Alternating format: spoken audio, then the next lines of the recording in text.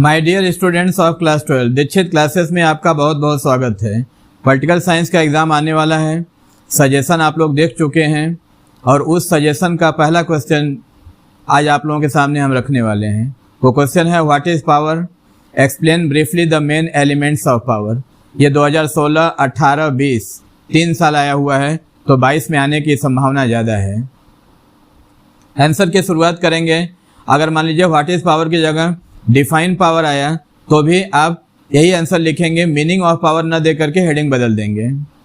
Power is an essential element of politics. Politics का आवश्यक अंग है पावर।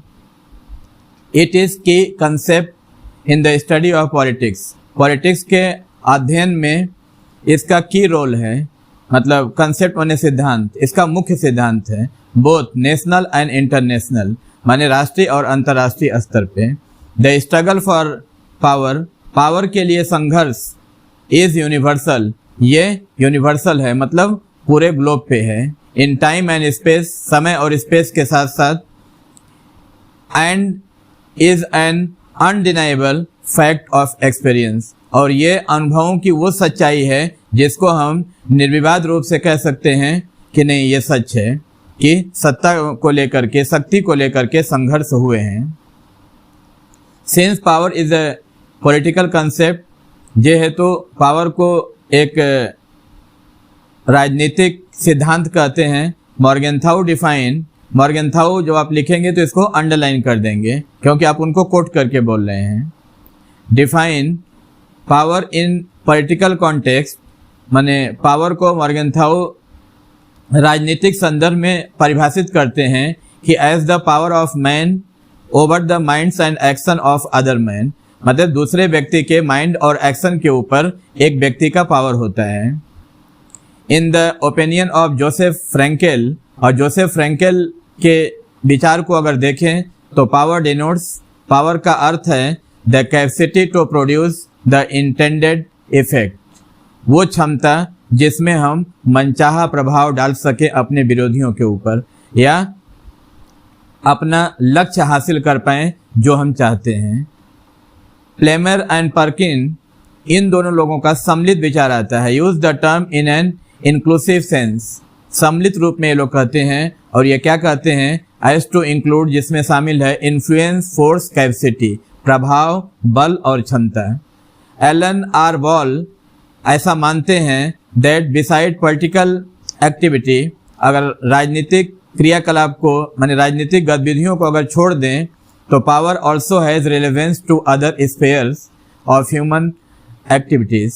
मनुष्य के जो दूसरी गतिविधियां हैं, जो दूसरे क्षेत्र हैं, वहां पर भी शक्ति प्रासंगिक है, यानी इसकी प्रासंगिकता है। ऐसा नहीं है कि सिर्फ पॉलिटिकल क्षेत्र में ही पावर का महत्व है। However the term power is used in international politics in relation to state. अगर एक स्टेट माने यहाँ आप देश समझेंगे, अगर किसी राष्ट्र के परसेप्शन से अगर हम पावर देखें तो इसका मतलब है कि वो इंटरनेशनल पॉलिटिक्स है। This is why we use national power, big powers, world power, great power, super power et cetera, implying relationship between power and nation state, जिसका अर्थ उस राष्ट्र और उस राष्ट्र की शक्ति के बीच का संबंध है, इसलिए हम ये शब्द का यूज करते हैं। उसके बाद एलिमेंट्स ऑफ पावर, पावर के क्या क्या एलिमेंट है, माने कौन कौन से अंग हैं। There are different elements of power and national power as well. Power हो या नेशनल पावर हो, दोनों एक ही है। इसका पहला हेडिंग है geography. The importance of geography as an national power can hardly be underestimated. किसी भी राष्ट्र की शक्ति की जब हम बात करेंगे तो उसके ज्योग्राफिया को, यानी उसके फिजिकल स्ट्रक्चर को, उसके लैंडस्केप को हम कम करके नहीं देख सकते हैं, मतलब बहुत मुश्किल से हम उसको डिनाई कर सकते हैं। Geographical factors have a decisive effect upon national power. राष्ट्रीय शक्ति के ऊपर ज्योग्राफिकल फैक्टर का एक निर्णायक प्रभाव होता है। इन ओपिनियन ऑफ मॉर्गेनथाउ, मॉर्गेनथाउ की राय ये है कि geography is the most important element of national power.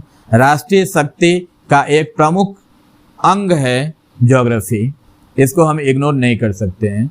इसके बाद इसके चारों हेडिंग देंगे तो आंसर बड़ा हो जाएगा। हम सिर्फ नाम दे दिए हैं। There are 4 factors attach to geography, size of land, location, climate, topography. Topography मतलब लैंडस्केप, जमीन का रूप कैसा है, वहाँ का क्लाइमेट कैसा है, लोकेशन माने वो देश किस लोकेशन पे बसा है, कहाँ पे, और साइज ऑफ लैंड। उसके बाद पॉइंट नंबर 2 है population. The importance of population as an element of national park can hardly be exaggerated।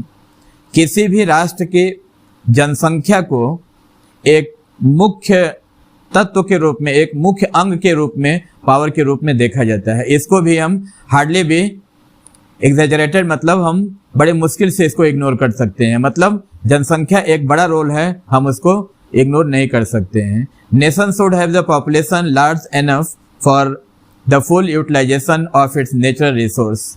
किसी भी राष्ट्र की आबादी उतनी होनी चाहिए जितनी कि उस राष्ट्र के रिसोर्सेज हैं। नेचुरल रिसोर्सेज मतलब प्राकृतिक संपदाएं जो हैं उस राष्ट्र की, उसका पूरी तरह से यूटिलाइजेशन होना चाहिए, मतलब पूर्ण रूप से उसका उपयोग होना चाहिए। The number of population of the age group 25 to 50 years is important because this age group is capable to provide valuable source to the army। किसी भी देश की आबादी अगर 25 से 50 साल एज ग्रुप के अंदर अगर है तो ये उस देश के लिए एक एसेट है, क्योंकि इस ग्रुप के लोग सक्षम होते हैं टू प्रोवाइड वैल्यूएबल रिसोर्स, मतलब अपना प्रमुख योगदान देते हैं इन आर्मी, सेना के क्षेत्र में, and in productive process of economy, और देश की अर्थव्यवस्था को मजबूत करने के लिए, उत्पादन को मजबूत करने के लिए भी उनका योगदान होता है। Both quantity and quality of population में बी सोर्स ऑफ वीकनेस और स्ट्रेंथ ऑफ अ नेशन। दोनों, क्वांटिटी माने उनकी मात्रा, उनकी संख्या कितनी है, पॉपुलेशन देश की कम है ना ज़्यादा है, क्वालिटी मतलब जो पॉपुलेशन है उसके अंदर गुणवत्ता है कि नहीं, मतलब क्वालिटी वाले लोग हैं कि नहीं। अगर क्वांटिटी ज़्यादा है, क्वालिटी नहीं है, तो ये देश का वीकनेसेस है, माने कमजोरी है देश का। और अगर क्वालिटी अच्छा है उस पॉपुलेशन का तो ये देश की स्ट्रेंथ है, उसकी ताकत है। उसके बाद तीसरा हेडिंग देंगे natural resources. Natural resources include raw materials and minerals. Raw materials and minerals मतलब खनिज पदार्थ जो जमीन के अंदर से निकाले जाते हैं। नेचुरल रिसोर्सेज मतलब प्राकृतिक संसाधन जो हैं हमारे, उसमें शामिल हैं खनिज पदार्थ, food and agricultural product. Agricultural product मतलब जो कृषि से पैदा होता है, फूड माने खाद्य सामग्री। अगर ये सारी चीज़ें हैं तो वो देश शक्तिशाली माना जाता है। A nation rich in food, अगर कोई भी राष्ट्र खाद्य सामग्री में अगर वो धनी है, माने उसके पास खाद्य सामग्री सफिशिएंट अमाउंट में है, एंड रॉ मटेरियल्स माने खनिज पदार्थ उसके पास है, and minerals necessary for industrial production, जो भी उसके औद्योगिक उत्पादन है उतने रॉ मटेरियल्स अगर उस देश के पास हैं, can be term as the potential country, तो हम कह सकते हैं कि वो देश क्षमता वाला देश है, ताकतवर देश है। Capable to pursue its foreign policy, वो अपने विदेश नीति को आगे बढ़ाने में सक्षम है। मोर इंडिपेंडेंटली मतलब ज़्यादा स्वतंत्र रूप से, क्योंकि उसके पास अपना नेचुरल रिसोर्सेज हैं। And ensure it's national interest more effectively, और ज़्यादा प्रभावकारी ढंग से, ज़्यादा प्रभावशाली रूप से वो अपने राष्ट्रीय हित को विश्व के मंच पे रख सकता है, मतलब अपने नेशनल इंटरेस्ट को वो सुनिश्चित कर सकता है, अपने श्रेष्ठता को सिद्ध कर सकता है।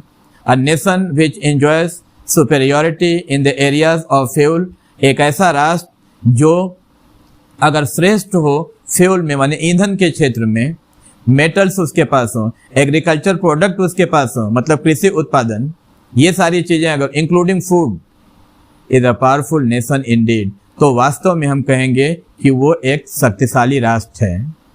फिर अगला हेडिंग देंगे military strength. Military strength is considered as the basic element of national power, राष्ट्रीय शक्ति का एक आधारभूत अंग है, एक बेसिक एलिमेंट है मिलिट्री स्ट्रेंथ माने उसकी सैनिक ताकत। Along with the development of technology, उस मिलिट्री के पास क्या क्या होना चाहिए, टेक्नोलॉजी होना चाहिए, मतलब टेक्नोलॉजी माने तकनीकी का विकास होना चाहिए। मैन्युफैक्चर के क्षेत्र में एंड यूज ऑफ वेपन, मतलब या तो वो उत्पादन का क्षेत्र हो या तो हथियार चलाने की, दोनों में टेक्नोलॉजी अगर उस देश के पास है। The military potentiality of a nation, तो उसकी सैनिक क्षमता उस राष्ट्र की depend on various component including, किसी भी राष्ट्र की जो सैनिक क्षमता है वो डिपेंड करती है वेरियस कंपोनेंट मतलब अलग अलग अंगों पे, including quality and quantity of the armed force, सेना के लोगों की संख्या मतलब हमारे कितने सैनिक हैं, उनकी क्वांटिटी कितनी है और उनकी क्वालिटी कैसी है, क्या वो मॉडर्नाइज वेपन्स के साथ हैं, पूरे अत्याधुनिक हथियारों से लैस हैं। मिलिट्री बजट उस देश का कितना है, मतलब सैन्य शक्ति के ऊपर वो देश कितना रुपया खर्च करता है। Capability to produce highly mechanize weapons on modern warfare, और आज की जो आधुनिक युद्ध नीति है, रसिया और यूक्रेन के बीच में युद्ध चल रहा है, आप लोग देख रहे हैं। हाईली मैकेनाइज मतलब पूरी तरह से यंत्रीकृत वेपन्स, मॉडर्न वेपन्स जो कि मॉडर्न युद्ध नीति में काम आए। Development of highly specialised military technique, और उसके संग संग हाईली स्पेशलाइज्ड मतलब विशिष्टता प्राप्त हो टेक्निक में, मतलब जो सेना हो उसके पास अच्छी तकनीकी भी हो, लीडरशिप हो, इंडस्ट्रियल पोटेंशियलिटी एक्सेट्रा, ये सारी चीज़ें अगर हैं तो उस देश को ताकतवर देश माना जाता है। फिर पॉइंट नंबर 5 है government. The quality of a government determined to a great extent the shape of the national power.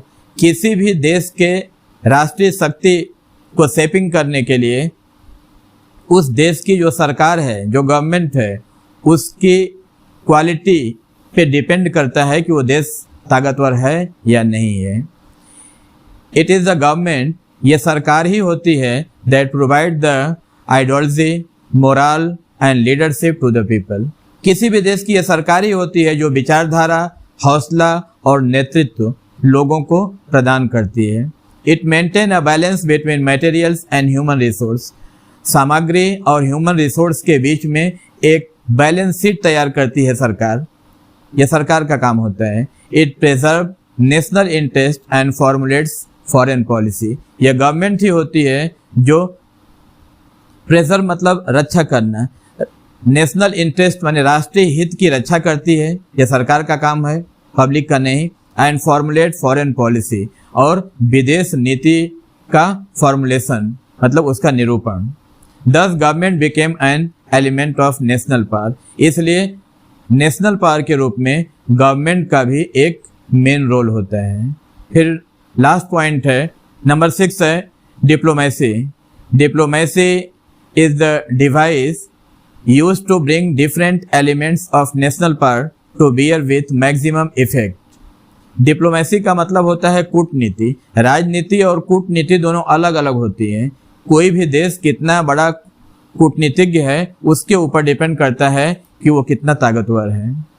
कूटनीति वो साधन है जिससे हम अलग अलग अंगों को नेशनल पावर मतलब राष्ट्रीय शक्ति के रूप में हम उसको इस्तेमाल करते हैं, उसको हम आगे तक ले जाते हैं और मैक्सिमम इफेक्ट और अधिकतम प्रभाव डाल पाते हैं upon those point in international situation, उन तमाम बिंदुओं को अंतर्राष्ट्रीय स्तर पे, which concern the national interest more directly, जो कि हमारे राष्ट्रीय हित से जुड़ा हुआ होता है, जिसका माने राष्ट्र हित से सीधे रिश्ता होता है। उन तमाम बिंदुओं को हम अधिक प्रभावी ढंग से इंटरनेशनल स्टेज पे हम रख सकते हैं और अपनी बात मनवा सकते हैं। Diplomacy has been describe as the brain of national power. कूटनीति को राष्ट्रीय शक्ति का ब्रेन कहा जाता है, मतलब जो देश जितना ज़्यादा ब्रेनी है डिप्लोमेसी के क्षेत्र में वो देश उतना ही ज़्यादा शक्तिशाली है। अकॉर्डिंग टू मॉन्टेस्क्यू कहते हैं कि diplomacy combine different elements of a nations power with an integrated whole and provide the term direction and weight. Montesquieu के अनुसार कूटनीति जोड़ती है अलग अलग अंगों को, गवर्नमेंट के अलग अलग अंगों को, जो कि नेशन के शक्ति से जुड़े होते हैं, उन तमाम अंगों को जोड़ती है और जोड़ करके विथ एन इंटीग्रेटेड, एक अविभाज्य, एक अनिवार्य ताकत बनाता है। मतलब पूरा होल माने सबको जोड़ के एक साथ ले आते हैं। एंड प्रोवाइड देम डायरेक्शन और वेट, और उसको वजन दिया जाता है प्लस उसकी दिशा तय की जाती है। माने डिप्लोमेसी भी एक इम्पोर्टेंट एलिमेंट है नेशनल पावर का। That's all for today's topic. मिलते हैं अगले वीडियो में एक नए क्वेश्चन के साथ। Thank you.